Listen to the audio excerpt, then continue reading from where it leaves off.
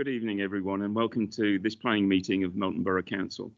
I'm Councillor Alan Thwaites, the Chair of Planning, and I will be chairing part of this meeting. Housekeeping. In the event of having to evacuate the council chamber, please leave by one of the 6 emergency exits around the sides of the chamber. Please assemble at the far side of the front car park, nearest to the park entrance. Officers will be on hand to assist anyone who needs any assistance. Please put your phone to silent during this meeting. The meeting will be live streamed on YouTube this evening. Members speaking, please raise your hand if you wish to speak and speak directly to the microphone in front of you, and please remember to turn it off once you are finished. Members voting will be by raised hands. I'd like to introduce those present this evening.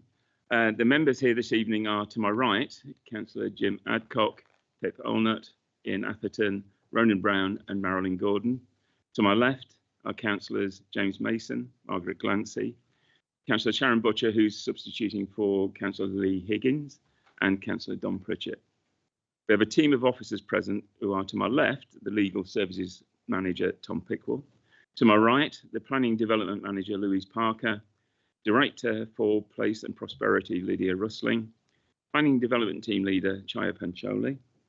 We also have our Democratic Services team present, assisting with the technology and taking the minutes. Now, Sarah Evans and Ellen Hange. The apologies for absence, as I've just mentioned, the apologies for Councillor Higgins. We also have apologies for Councillor Holmes. Councillor Butcher is present as substitute for Councillor Higgins. Item agenda 2, the minutes. To confirm the minutes of the meeting held on the 28th of August 2025. Like a proposer for the minutes, Councillor Mason, and a seconder, Councillor Olnott. Does anybody have any comments? Marilyn, of course. What can I? Yeah. Well, it's really to do with a comment that I made, so just to be noted.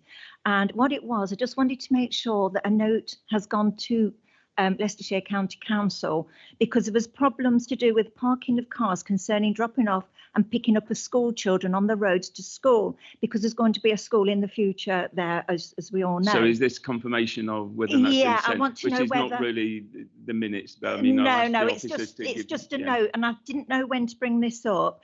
It's just that it gets congested, and some parents, they're there half an hour before picking the children up, and it causes a lot of traffic on the streets. Okay, and I'll ask the officers if they can respond to that after the meeting. Lovely, okay. Thank you. Any other comments on the minutes? In that case, I'd like to those to vote for the minutes. Are your acceptance of the minutes?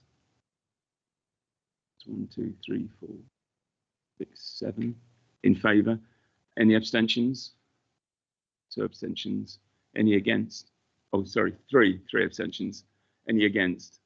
No, those minutes are carried then. Thank you very much.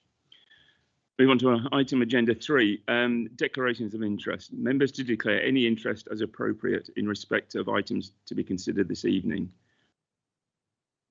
Anybody wish to declare? Councillor Glancy. Yes, I'd like to declare an interest in agenda item 4.1. And I will leave the room. But should it? Yeah. I just need to do it before you, because it's next agenda item. Any other declarations of interest? In that case, then I'll just put mine, which is for item 4.2, the application on Melton Road, Burton Lazars. As ward councillor for this application, I will be leaving the committee and taking no part in the debate nor the vote on this application. I will be speaking as ward councillor. Councillor Mason will be taking the chair for this application. So I'll now move on to the schedule of applications. Application 24/01038/FUL has been withdrawn. So if anybody is here to listen to that application, I do apologise if the note didn't get through to you. But this item has been withdrawn following the submission of late information, which requires further assessment by the officers. This decision has been made in the interest of ensuring a fair, informed and balanced process when this application returns to the committee. It is important that we are given the time to fully consider this material and that members can engage with officers before the application is brought back for determination. I recognise that the time and effort that both officers and members have already put into preparing for this item, and I want to thank them, everyone, for their understanding. In that case, we will then move on to item 4.2, at which point I will stand down and hand over to Jim. There will be a short delay of a couple of minutes while they change the cameras over. Thanks.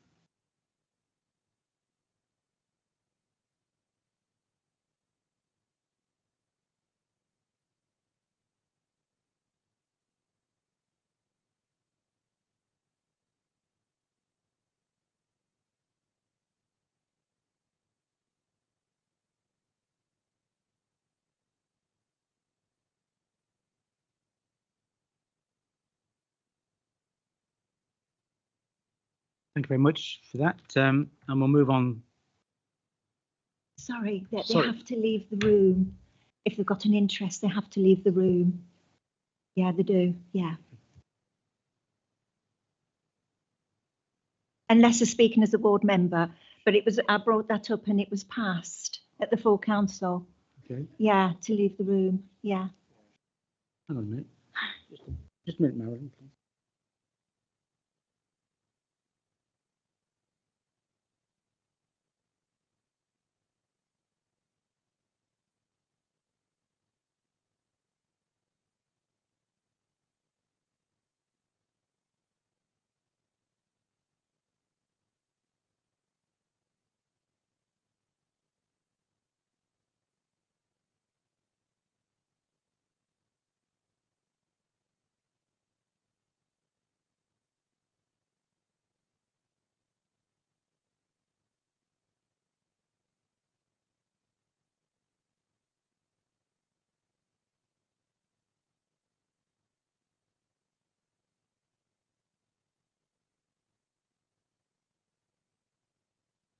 Just check the constitution and it's fine for the ward member to stay in the room.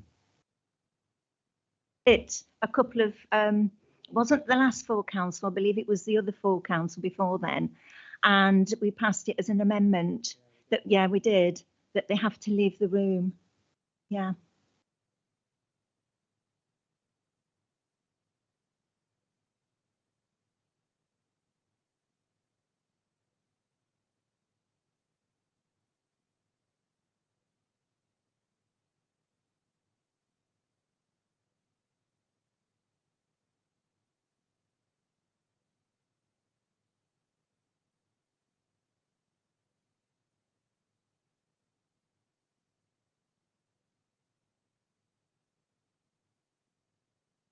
I've just asked Tom to read out the relevant paragraph or sentence in the constitution. Thank you, Chair. This is in relation to the Planning Committee procedure rules. So 2.18, 2.18 of those rules is where an application is due to be considered at a meeting of the Planning Committee. Any member of the committee who represents that ward should recuse themselves from consideration of that item and must leave the room, but may request to speak under 2.10 above and 2.19 below. If the local ward member or ward members or ward member of a neighbouring ward which is affected is present, so that's not relevant, we're not talking about that here. 2.19, so 2.19, where a member of the planning committee decides that they want to act as a representative of their local ward or neighbouring ward affected by the application, reporting and advocating the views of constituents, they must give at least 2 days notice of their intention to speak, which will be confirmed to the chair at the start of the meeting.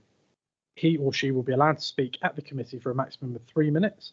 Where there is more than one such member, that time shall be shared by agreement or in the absence of agreement equally, and shall sit in the public gallery for the entirety of that agenda item, being called forward at the appropriate time by the chair to address the committee, following which he or she shall leave the room until the committee has made its decision. So they can remain until they speak, and then they have to leave after that. Yeah, so it can remain until they speak, and then it's a case of leaving. So for the avoidance of doubt, are we happy with that as a committee? Yep. Okay. Move on. Sonny. Yeah, so long as he leaves the room after he spoke, that's brilliant. Thank you. Thank you, Councillor Gordon. Thank you. So we'll move on to the item itself. This is application 15/00127 for UT. And can I invite the planning officer to present the report, please?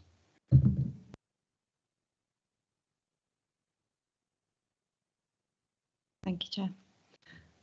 Good evening, members. This is an outline application for the erection of up to 175 dwellings, associated public space, landscaping and drainage. Bear with me one moment.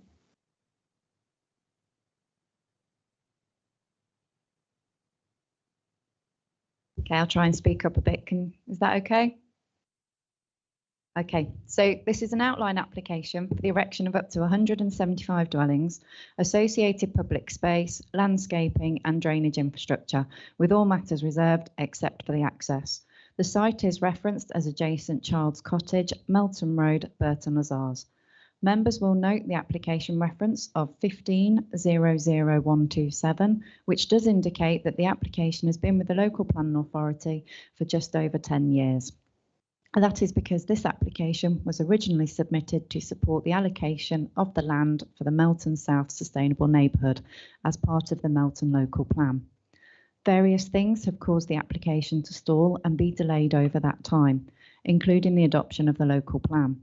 The approval of the North and East Distributor Road, providing the access to the site, master planning of the wider site, and finally the potential for the Southern Distributor Road to be funded by Homes England, impacting on the potential internal layout. This application is now, however, ready to be determined as a standalone application, as its access can be provided off the newly constructed roundabout 6 of the North and East Melton Mowbray Distributor Road, which is pictured on the right-hand side of the slide. The site location plan shows the location of the site to the south of Melton, with the existing built form of the town along the northern boundary of the site. Burton Road along the east and agricultural land to the south and west.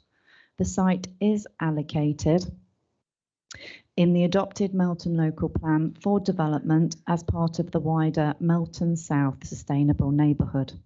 There are other planning applications currently under consideration for the wider neighbourhood, but today it is this part for 175 homes in outline only.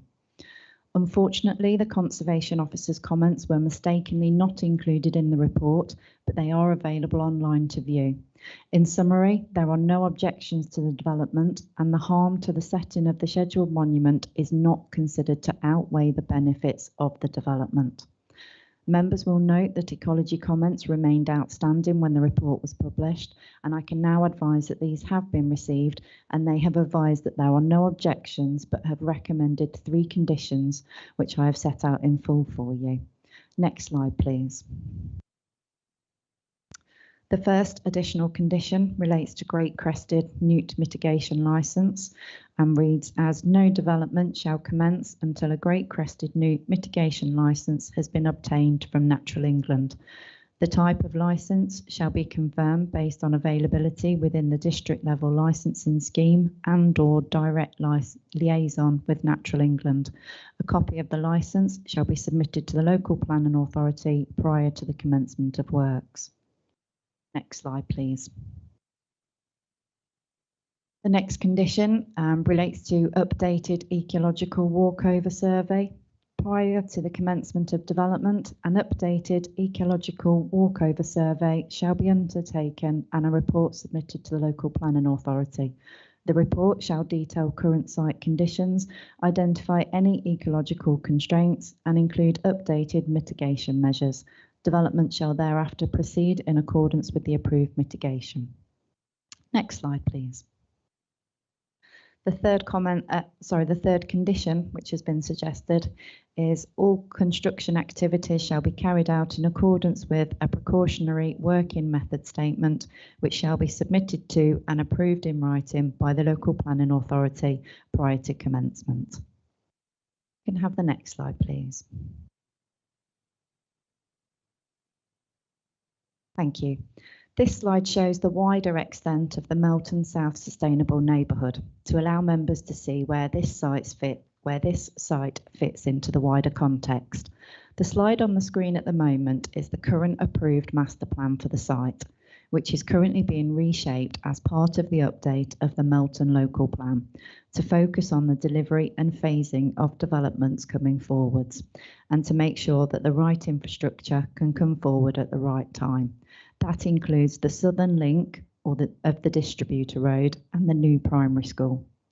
Highways have advised that this phase of the development can come forwards now without any further plans firmly in place for the Southern Link Road, as this access is in place and the North and Eastern Distributor Road adequately mitigates the impact on the wider road network for this number of homes. This application is in outline only, with the access to be approved.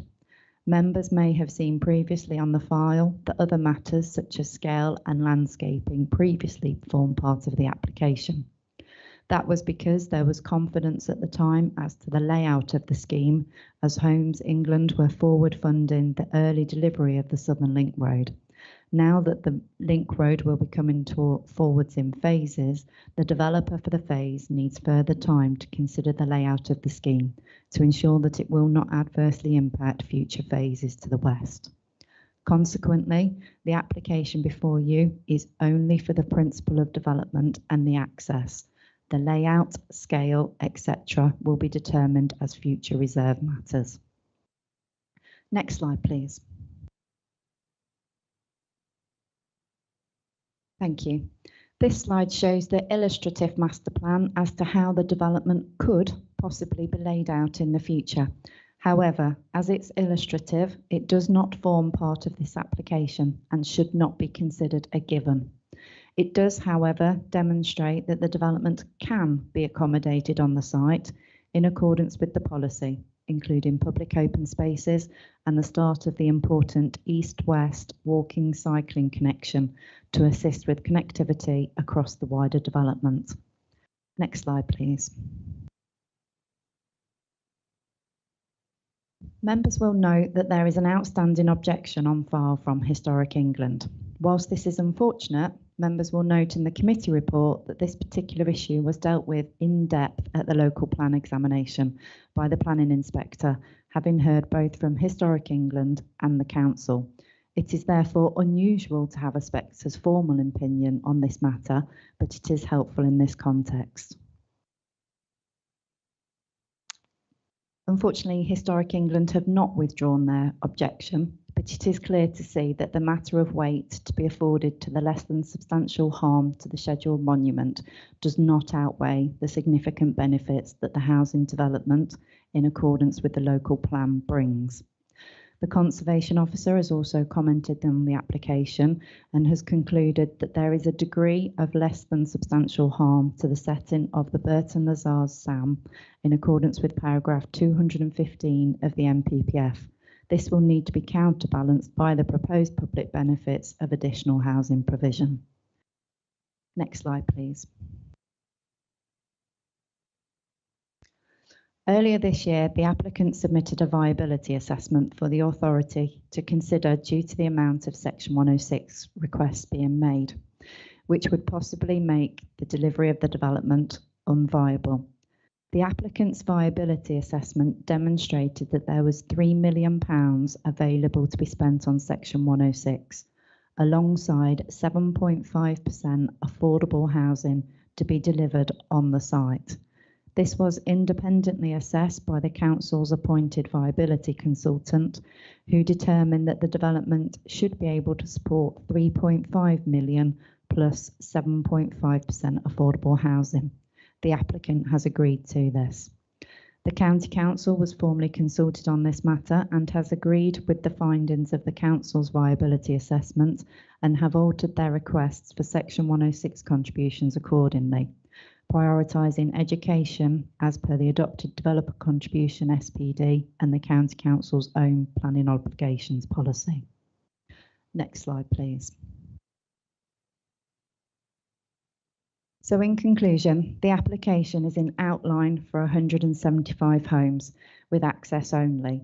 That access has already been built, but the application still requires permission to be able to access the highway alongside the other licences that will be required from the local highway authority. The site is allocated in the Melton Local Plan under policy SS4, MSSN, and therefore is acceptable in policy terms. The layout, landscaping, scale and appearance will be determined at a later date in the reserve matters. The application can afford £3.5 million contribution to education. The primary school element will be flexible to either fund the provision of new primary school on the wider site, or if necessary, in the interim, extensions to the existing nearby school or schools. The development will provide 7.5% affordable housing on site, and the housing mix is conditioned accordingly as set out in the conditions part 10 of the report. Can I also please make members aware that at part 10.23 there is a lighting condition, and I think there's been some omitted wording. It says a scheme detailing all flood lighting and external lighting for shall. Please can you correct that to a scheme detailing all flood lighting and external lighting for the development shall be submitted as part of reserve matters applications. So with that update and the additional ecology conditions, the application is proposed for approval with those conditions and the section 106 for education and affordable housing. Thank you, Louise. Thank you for the very clear report. Appreciated that. Before I ask questions, I'd like just to pull rank and ask a question of my own of the officer regarding the report. I just want to be clear, if we want any doubt, that when it comes down to the viability and the section 106 monies that are being afforded to the site, that's 3.5 million. On page 23, there is a list of contributions that are sought from the local highways authority with regard to the site. Two things. One is, can I be absolutely clear that these do not figure in the summary of infrastructure requirements on the same page at 7.13? That's the first question.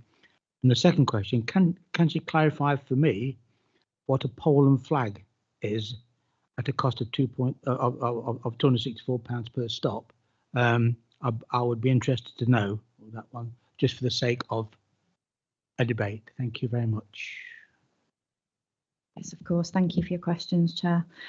So in terms of descriptions, a pole and flag is a highway technology for the bus stop. So it's a bus stop pole and a sign stating what the village is or what the stand number is. So it is a specific highway bus stop directional as opposed to a normal flagpole. With regards to the contributions, yes, you will see at 7.1.3 of the report, there is a list of all of the contributions, which also includes waste and libraries. Just to be clear again, members, those are not included in the recommendation for the final section 106. The only monies to be secured within the section 106 are for education and an on-site contribution of 7.5% affordable housing. Thank you very much, Chair. Can I ask for other questions now? Questions?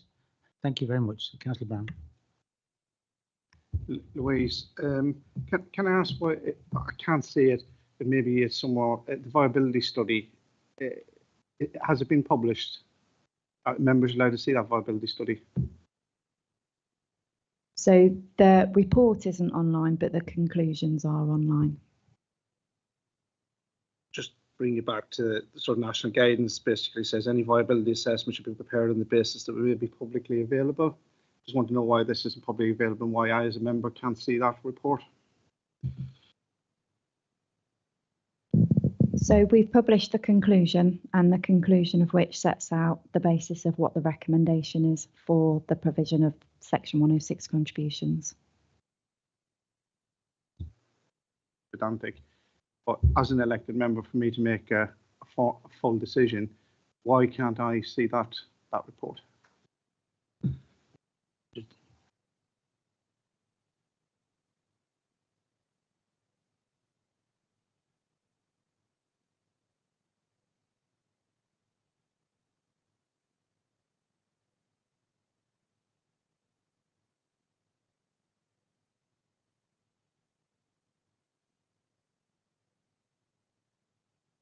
If you can, I'm sorry about that. If you can just raise just to concur with you on that point, it is a point I've raised myself outside the meeting, and I've asked for it to be published on the portal. I know it's a little after the well, it's after the decision may or may not be made, but I do think that I shall look at it and bear witness to it, Councillor Brown. And I do share your concern about it not being on the portal, and I would like to recommend that viability studies are complex by nature, and complex by nature because they are governed by the RICS rules. And if you're not a member of the RICS, you're unlikely to understand it anyway. But nonetheless, it should be published and it should be open for inspection. So could I just say that if you could have it on the portal, then that would be an advantage to us. Does that resolve the matter, Councillor Brown? Maybe not. Well, I know we all have different skills here, but you know, from my own personal view, working in the housing sector, I think I would be in a position professionally to understand that viability, which would then maybe bring me to a decision one way or another. So that's the point I'm making, and I'm sure other people, whether they're qualified or not, would be able to decipher that as well.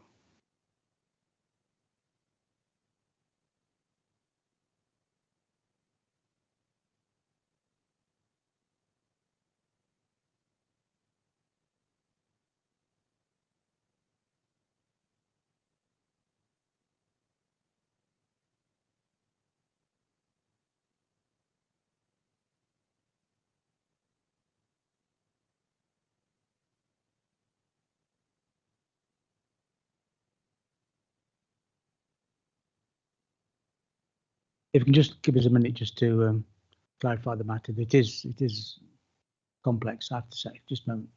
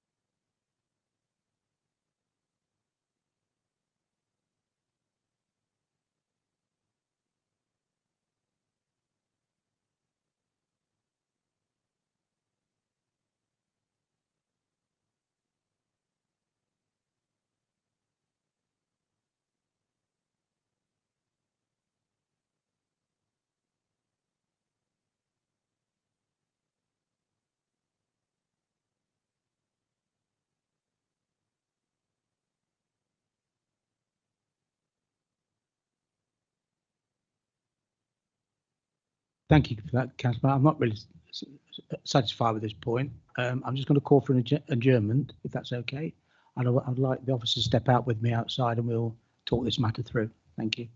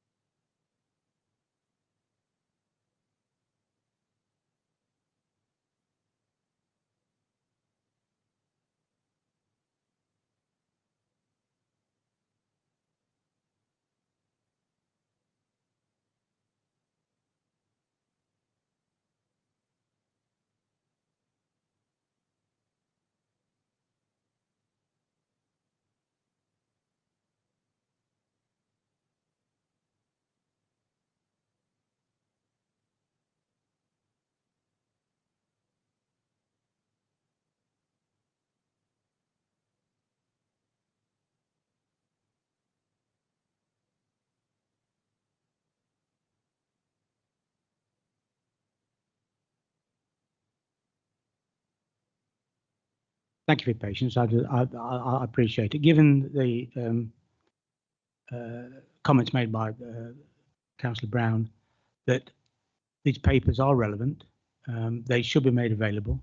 They're not being made available to the members through the portal, and therefore not been made relevant to the public. And therefore, I don't think we could proceed with this application at this time, because we need to consider the totality of the application, and this is part of it and a major part of it. So I would like to propose that we defer this application and take a vote on it at some point. Is a seconder?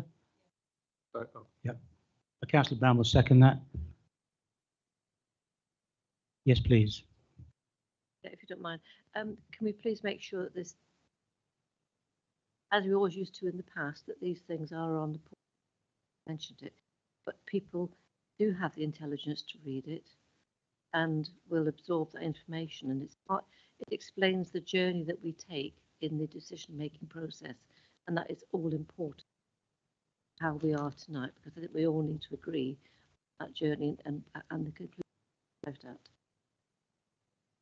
If I can just explain my comment about the RICS, much of the viability is based on land values, and because it's land values, it's very difficult.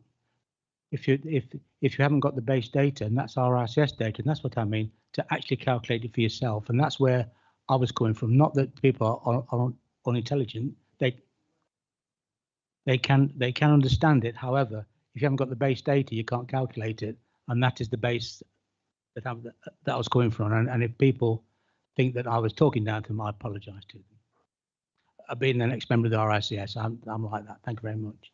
So could I have a show of hands, please, to defer this item? Carried unanimously. Thank you. Thank you very much. I apologise to the people in the audience, but I have no choice but to make this paper relevant and accessible to the public and particularly members. But thank you very much for coming. So, sorry, Councillor Allnut. Thank you, Chair. I think it's a very wise decision. And when we do meet to consider this item again, I would appreciate a full synopsis and analysis by Councillor Brown on this missing document. So I'm certainly not qualified, but I shall look forward to his analysis of it and why it is relevant to the decision we're taking, and also what his conclusions there are from it. I know he's a bit of an expert on planning, so I shall look forward to hearing it once he's read the document. Thank you. Thank you, Councillor Allnut. I take that as it is said. Thank you very much. Thank you very much, everybody. The meeting ended at 18:38. Thank you.